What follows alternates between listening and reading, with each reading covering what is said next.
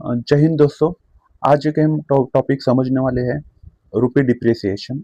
आपको पता ही होगा कि हमारा रुपी कितना गिर रहा है मतलब उसका वैल्यू क्या हो रहा है, कम रहा है। मतलब किसी का तो वैल्यू बढ़ रहा है, तो किसका वैल्यू बढ़ रहा है, तो डॉलर का वैल्यू बढ़ रहा है। सो आज के लेक्चर में हम पूरे सिंपल लैंग्वेज में समझेंगे कि हमारा रुपी डिप्रिशिएट क्यों हो रहा है, मतलब उसकी वैल्यू कम क्यों हो रही है। बिकॉज जब मनमोहन सिंह प्राइम मिनिस्टर है, तब हमारा रुपी $1 इज इक्वल टू 60 रुपी था।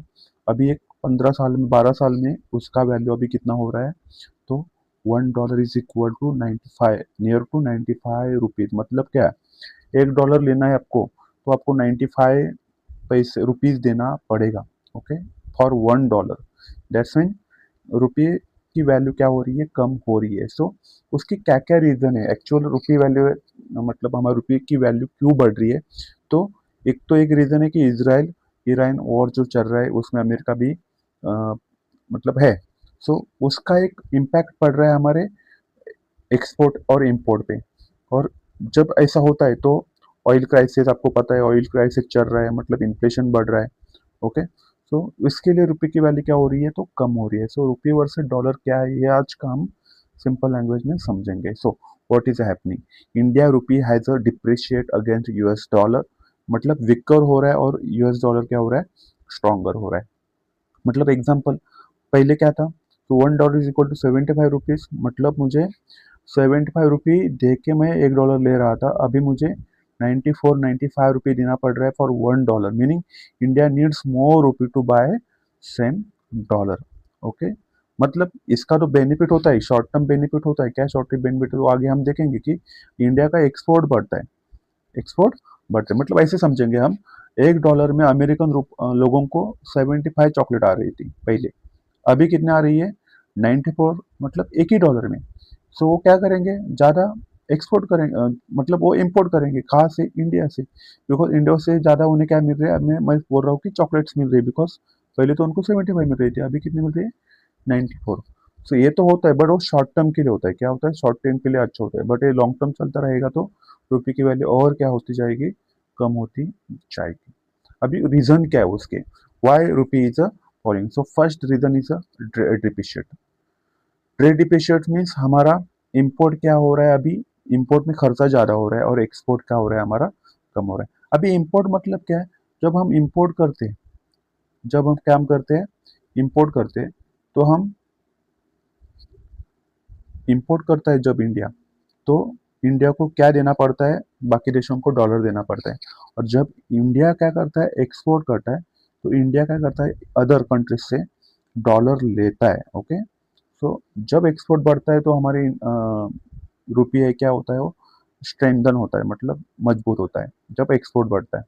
जब इंपोर्ट बढ़ता है तो हमारा रुपये क्या होता है, तो डिप्रिशिएट होता है। सो रीजन समझो, कंसेप्ट क्लियर कर लो। इंपोर्ट होने के बाद, इंपोर्ट बढ़ गया तो रुपये क्या होगा, डिप्रिशिएट होगा।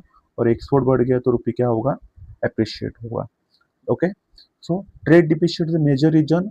करंट अकाउंट डिफिसिट हमारा बढ़ रहा है, India imports more than export, more demand, rupee weaken. Because हमें ज़्यादा क्या कर रहे हैं, मतलब हमारे पास जो फॉरेक्स रिजर्व वो हमें देना पड़ रहा है, बिकॉज ऑफ इंपोर्ट हम ज़्यादा कर रहे हैं। बिकॉज हमारे कंट्री इंडिया इंडिया में और वर्ल्ड में 95% जो ट्रेड होता है वो डॉलर में ही होता है। इसलिए आज जो अमेरिका मतलब अपना अपना पावर दिखा रहा है, वो बिकॉज ऑफ डॉलर की वजह से दिखा रहा है। उनको पता है 95% वर्ल्ड का जो ट्रेड है वो किस में हो रहा है, तो डॉलर में हो रहा है।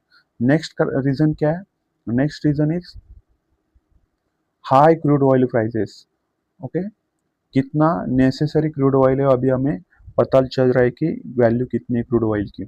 और जो भी गल्फ कंट्रीज है उनके पास हाई रिजर्व है।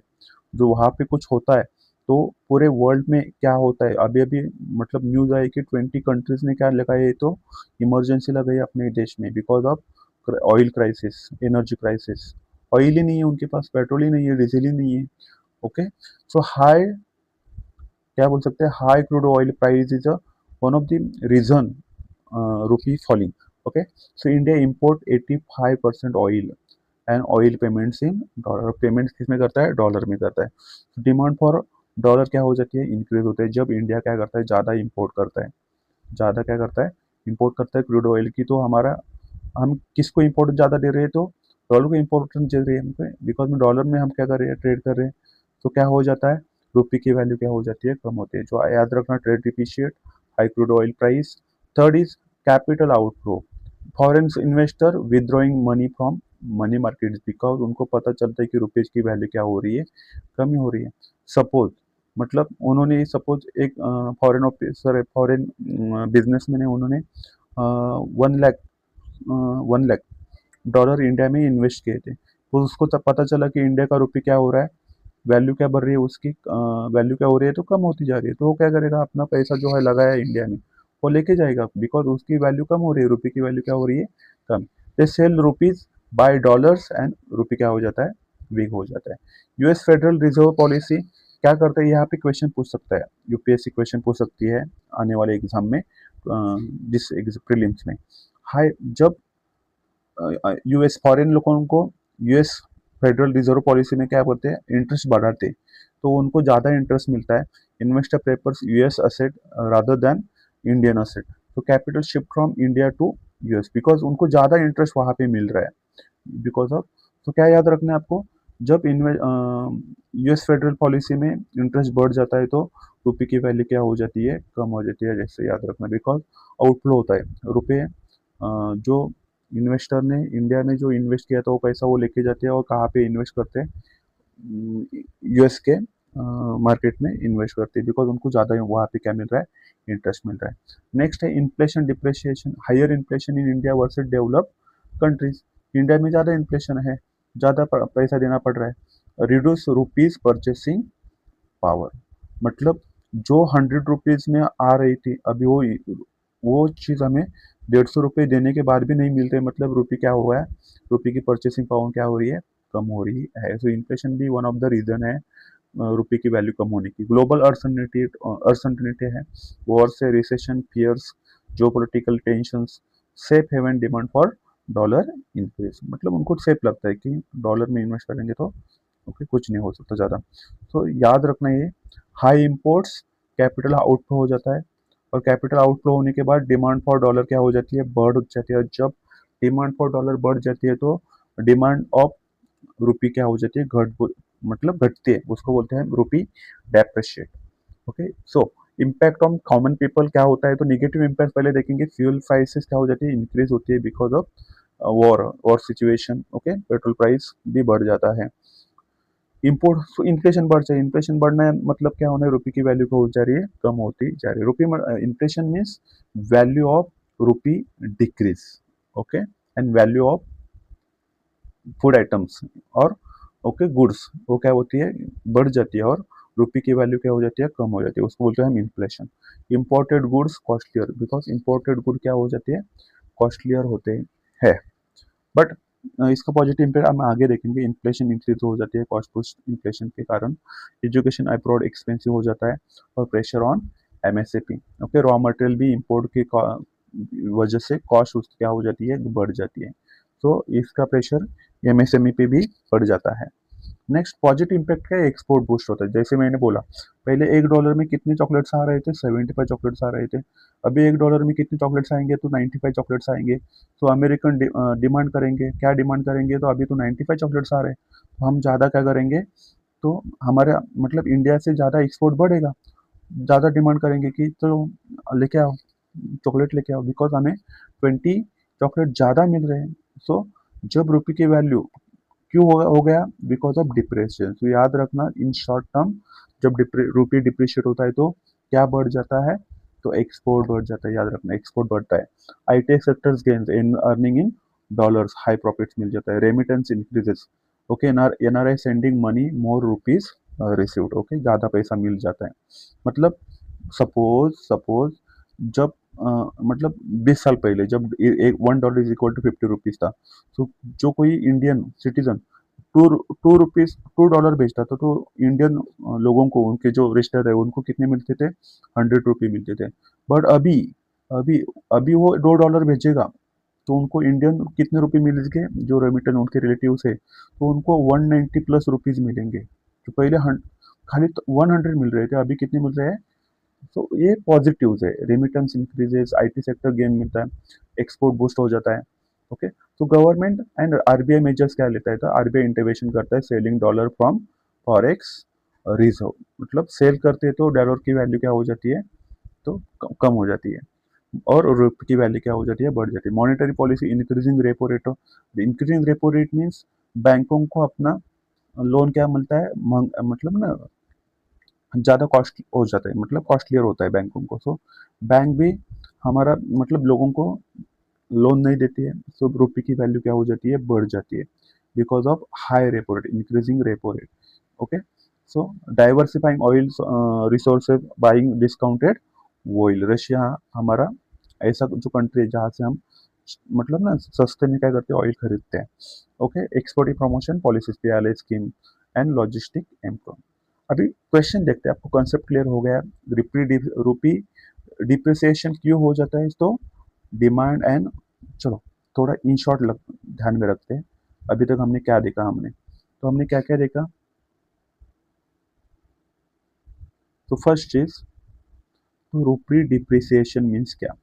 तो रूपी डिप्रिसिएशन मीन्स वैल्यू ऑफ रूपी, वैल्यू ऑफ रूपी क्या होती है, घटती है। ओके, सो क्यों घटती है, बिकॉज ऑफ डिमांड, डॉलर की डिमांड क्या हो जाती है, बढ़ जाती है, और रुपये की डिमांड क्या हो जाती है, कम हो जाती है। सो इसकी वजह से हमारा रुपये क्या हो जाता है, डिप्रिशिएट होता है। अभी डिप्रिशिएट होने के बाद क्या होता है, तो इंडिया में एक्सपोर्ट क्या हो जाता है, बढ़ जाता है। इन शॉर्ट टर्म एक्सपोर्ट क्या हो जाता है, बढ़ जाता है, और इम्पोर्ट कॉस्टलियर हो जाता है। इम्पोर्ट क्या होता है, कॉस्टलियर, कॉस्टलियर मतलब महंगा होता है। तो ज़्यादा इम्पोर्ट नहीं कर सकते हम, बिकॉज हमें ज़्यादा डॉलर देना मतलब ना ज़्यादा पैसा देना पड़ेगा। मतलब सपोज मैं अमेरिका से जो चीज़ $5 में मिल रही है वो मैं इंपोर्ट कर रहा हूँ, तो $5 के रुपये पहले मुझे 50 रुपये, मतलब 50 रुपीज़ इंटू $5 का ले रहा हूँ ना, तो $1 इज इक्वल टू 50 रुपीज़। सो 250 रुपये देना पड़ रहा था, अभी कितना रुपये देना पड़ेगा, 1 इंटू मतलब 5 इंटू 95 आपको करना पड़ेगा। मतलब फाइव फाइव फाइव फाइव जा 55, 9 5 जा 47, यस 475 देना पड़ेगा आपको रुपीज़। मतलब इम्पोर्ट क्या हो जाता है, तो कॉस्टलियर हो जाता है। तो ज़्यादा लोग इम्पोर्ट करते नहीं, उसका फायदा इंडिया को हो जाता है कि इंडिया का जो फॉरेक्स रिजर्व वो वैसे ही रहता है। ओके, वो कम नहीं होता। बट जब इम्पोर्ट कम हो जाता है, ओके, तो एक्सपोर्ट बढ़ता है, तो इंडिया के पास क्या आता है, डॉलर आता है, और रुपए की वैल्यू क्या हो जाती है, बढ़ जाती है। याद रखना, बढ़ नहीं जाती है, रुपए की वैल्यू क्या हो जाती है, घट जाती है। बिकॉज किसकी वैल्यू डिमांड हो रही है, हमें डॉलर अच्छे से मिल रहा है, ज़्यादा मिल रहा है, तो रुपये की वैल्यू ऑब्वियस है क्या क्या हो जाएगी, गिर जाएगी, याद रखना। बट वही मैं बोल रहा हूँ, शॉर्ट टर्म के लिए अच्छा है कि हमारे पास क्या आ रहा है, एक्सपोर्ट बढ़ने के कारण डॉलर आ रहा है। बट वो लॉन्ग टर्म क्यों अच्छा नहीं है, लॉन्ग टर्म क्यों नहीं अच्छा, तो लॉन्ग टर्म में क्या हो जाएगा, डॉलर की वैल्यू वैसे ही बढ़ती रहेगी, और रुपये की वैल्यू क्या हो जाती जाएंगी, कम होती जाए। तो शॉर्ट टर्म के लिए एक्सपोर्ट अच्छा है, इम्पोर्ट क्या हो जाता है, कॉस्टलियर होता जाता है। ओके, याद रखना, यही कंसेप्ट है rupee depreciation. Okay, rupee depreciation means the increase in value of rupee, no, decrease in value of rupee against the foreign currency, yes, fixed rate नहीं, increase। Okay, so next question है, consider the following statement about the causes of rupee depreciation, increase in crude prices, yes, this is the reason। Okay, next, rise in foreign direct investment in FDI inflow, नहीं, ये reason नहीं हो सकता। Capital outflow हो जाता है, जो dollar निकल जाता है। Okay, capital outflow, outflow causes है, high current account depreciate. Okay, ये भी है। सो 1 3 4, सो इसका आंसर क्या रहेगा, 1 3 4। नेक्स्ट है, consider following the statement regarding the RBI intervention. तो आरबीआई कैसे इंटरवेंशन करते हैं, RBI can sell dollars to stabilise rupees, RBI can increase repo rate to control depreciation, RBI directly fix exchange rate in India. So I think इसका answer क्या हो सकता है, आप सो इसका आंसर क्या आ सकता है, 1 and 2। Okay, RBI directly fixes exchange rate, ये नहीं हो सकता। अभी मेंस में आपको क्या लिखना है, क्वेश्चन आस्क। ओके, सो उसको आपको डेफिनेशन करना पड़ेगा, डिफाइन करना पड़ेगा, what is depreciation, rupee depreciation refer to fall in value against the foreign currency recently touching 94 per dollar. ये आपको इंट्रो करना है, ओके, और थोड़ा सा फैक्ट्स डालने हैं। बॉडी में क्या लिखना है, कॉजेस क्या होता है, सो कॉजेस क्या में CAD current account depreciate, oil import बढ़ रहा है, कैपिटल आउटफ्लो हो रहा है, फेडरल पॉलिसी में इंटरेस्ट बढ़ रहे हैं उनके, ओके, इम्पैक्ट क्या हो रहा है उससे, इन्फ्लेशन बढ़ रहा है, एफर्ट्स एक्सपोर्ट हमारा क्या हो रहा है, बढ़ रहा है, रेमिटेंस आ रहा है इंडिया में, वो पॉजिटिव इम्पैक्ट है, ओके, ये भी पॉजिटिव इम्पैक्ट है, बट ये नेगेटिव इम्पैक्ट है, तो आपको पॉजिटिव इम्पैक्ट भी लिखना पड़ेगा और नेगेटिव इम्पैक्ट भी लिखना पड़ेगा। कंक्लूजन, हमें क्या करना है, तो बैलेंस एक्सचेंज रेट होना चाहिए, मैनेजमेंट होना चाहिए, structural reform needed for stability. So आपको आने वाले एग्जाम में एमपीएससी और यूपीएससी में इसमें प्रीलिम्स में भी क्वेश्चन आ सकता है, कंसेप्चुअल एंड मेंस में भी क्वेश्चन आ सकता है एप्लीकेशन बेस्ड, ओके। सो याद रखना, आज आपने देखा है वाई रुपी डिप्रिशिएट, रुपी डिप्रिशिएट क्यों हो रहा है, ओके। तो आपको एक कंसेप्ट क्लियर हुआ होगा, ओके। हम यहाँ पे रुकते हैं। जय हिंद।